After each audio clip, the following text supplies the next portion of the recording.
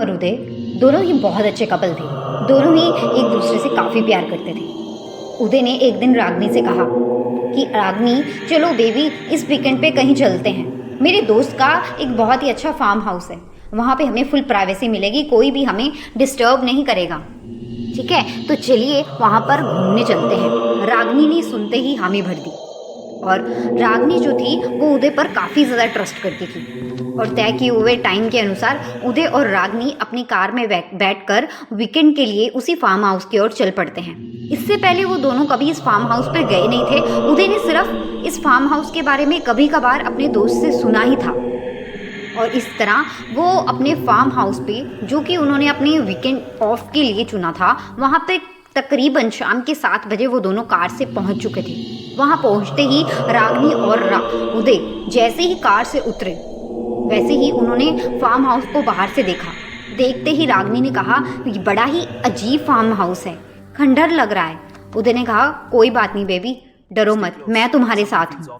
ये देखते हुए बोलते हुए दोनों ही सामान लेकर जैसे तैसे अपने फार्म हाउस के अंदर एंटर करते हैं। अंदर एंटर करते ही कॉरिडोर में घना अंधेरा छाया हुआ था। चारों ओर मकड़ी के जाले थे और टूटा फूटा फर्नीचर था और जंग लगा हुआ गेट था। खैर, उदय और रागनी जैसे तैसे अपने कमरे देखने के लिए अंदर पहुंचते हैं। रागनी ने अंदर पहुंचते दोबारा कहा कि उदय, मुझे ये जगह थोड़ी क्रीपी लग रही है, अच्छी नहीं लग रही है। मुझे लगता है तुमने यहाँ आकर गलती कर दी है। लेकिन उदय अपने दोस्त के बताए हुए पते के अनुसार बिल्कुल कॉन्फिडेंट था। उसे लग रहा था कि सब कुछ ठीक ही जाने वाला है। खैर, आपको एक बात बता दूं, इस वीकेंड पे उदय का एक और प्लान था। उदय का प्लान था कि वो बिना बताए रागनी को अपनी मेमोरीज के लिए अपना दोनों का MMS रिकॉर्ड करेगा। सिर्फ अपने लिए, किसी को बताएगा नहीं, लेकिन अपने लिए एक MMS रिकॉर्ड करेगा ताकि वो कुछ अच्छी मेमोरीज क्रिएट कर सके। और उसने रागनी को बाद में बताने का प्लान किया था। खैर, रागनी को तो उसने बताना नहीं था और इसीलिए उसने पूरे जितना भी फार्म हाउस था, जहाँ जहाँ पर उन्होंने जाना था, वहाँ पर उसने हिडन कैमरास लगा लिए थे। रागनी को इस बात की बिल्कुल भी भनक नहीं थी। रात को जैसे ही उसने चोरी छुपे रागनी से आंख बचाकर हिडन कैमरास लगाए और उदय और रागनी दोनों अपना टाइम बिताने के लिए वापस बेडरूम में आ गए थे। बार बार कमरे की लाइट ऑफ हो रही थी, ब्लिंक कर रही थी, इसीलिए उदय ने बहुत सारी कैंडल्स भी बैग में रखी थी और कैंडल्स उदय जलाने लग गया। अब कैंडल की मध्यम रोशनी के बीच उदय और रागनी दोनों अपने बेडरूम में थे। अभी दोनों ही अपनी आंखों में आंखें डाल के देख रहे थे और दोनों ने बाहों में बाहें डाल ही ली थी। बड़ा ही रोमांटिक माहौल बन ही रहा था कि तभी अचानक से रागनी को ऐसा महसूस हुआ मानो जैसे कोई हंस रहा हो।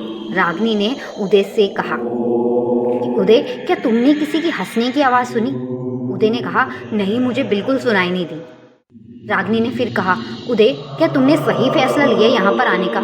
उदय ने कहा, बीच में बार बार डिस्टर्ब मत करो, हम यहाँ पर अपनी कुछ मेमोरीज क्रिएट करने आए हैं। और इसके बाद कुछ टाइम के लिए उदय और रागनी बाहों में खो गए। उन्हें आसपास का बिल्कुल भी कुछ नहीं पता था। अचानक उदय को महसूस हुआ मानो जैसे कोई हंस रहा हो, जैसे रागनी को महसूस हुआ था। इतनी देर में रागनी को भी ऐसे महसूस हुआ मानो उसके कान में किसी ने हल्की सी फूंक मार दी हो और ठंडी सी हवा दौड़ चुकी हो। और थोड़ी ही देर में बेडरूम का दरवाज़ा अपने आप खुल जाता है। रागनी ये देखकर बहुत ज़्यादा डर जाती है। उसने उदय को कहा, क्या तुमने बेडरूम का दरवाज़ा अंदर से लॉक नहीं किया था? उदय ने कहा, शायद, सॉरी, मैं भूल गया था। खैर, उदय और रागनी अभी अपने क्लोज मोमेंट से हटे ही थे कि रागनी ने कहा, चलो मैं थोड़ा सा फ्रेशन अप हो जाती हूँ, तब तक तुम अपनी खाने की तैयारी कर लो। उदय ने कहा, ठीक है डियर, अभी तुम थोड़ा सा फ्रेश होके आ जाओ। रागनी इतना कहते हुए बाथरूम की ओर बढ़ी और जैसे ही वो बाथरूम खोलकर अंदर जाती है और अपना मुंह धोने लगती है, मुंह धोते धोते उसे महसूस होता है कि मानो उसके पीछे खड़ा कोई उसे देख रहा हो। और इतना ही महसूस करते हुए वो जैसे ही मुंह ऊपर उठाती है, सामने उसके शीशा था। शीशे में देखती है कि मानो पीछे कोई हल्की सी परछाई खड़ी है। वो थोड़ा सा और नज़र गड़ाकर शीशे के अंदर देखती है और थोड़ी सी नज़र गड़ाने पे उसे एकदम से गहरा झटका लगता है। पीछे उसके एक औरत खड़ी थी जिसके बाल बिखरे हुए थे और बहुत ही डरावना मुंह था। वो मानो रागनी की ओर अपनी डरावनी बाहें फैलाते हुए बढ़ रही थी। और जैसे ही रागनी ने नलके की ओर देखा, नलके में से भी खून की तरह पानी बह रहा था और वॉश बेसिन उस खून से भरता ही जा रहा था। रागनी ये देखते हुए थोड़ा सा चकरा गई और बहुत ज़्यादा घबरा गई। उसका दिल भी बहुत जोर से धक धक कर रहा था। उसने बहुत तेज उदय को चीख मारकर बुलाया कि आओ और मेरी मदद करो। उसकी ये आवाज़ सुनकर उदय भागता हुआ आया। जैसे ही वो भागता हुआ आया, वहाँ पर ना तो कोई औरत थी और ना ही लाल रंग का पानी। उसने रागनी को कहा, तुम्हें वहम है, तुम मुझे भी डरा रही हो क्या? तुम्हें मेरे साथ आना नहीं था या तुम बहाने बना रही हो? रागनी ने कहा, सच में मुझे कुछ अजीब महसूस हुआ, मुझे कुछ बहुत अजीब महसूस हुआ। मुझे लगता है हमारे अलावा यहाँ और कोई भी है और कुछ तो चीज़ें यहाँ पर गड़बड़ है। शायद तुम्हें यहाँ पर किसी ने बताया नहीं है। खैर, उदय ने रागनी की बातों की ओर ज़्यादा ध्यान नहीं दिया। रागनी और उदय अपना डिनर करके फ्री हुए ही थे और वो सोने की तैयारी कर रहे थे। उदय बहुत ही खुश था।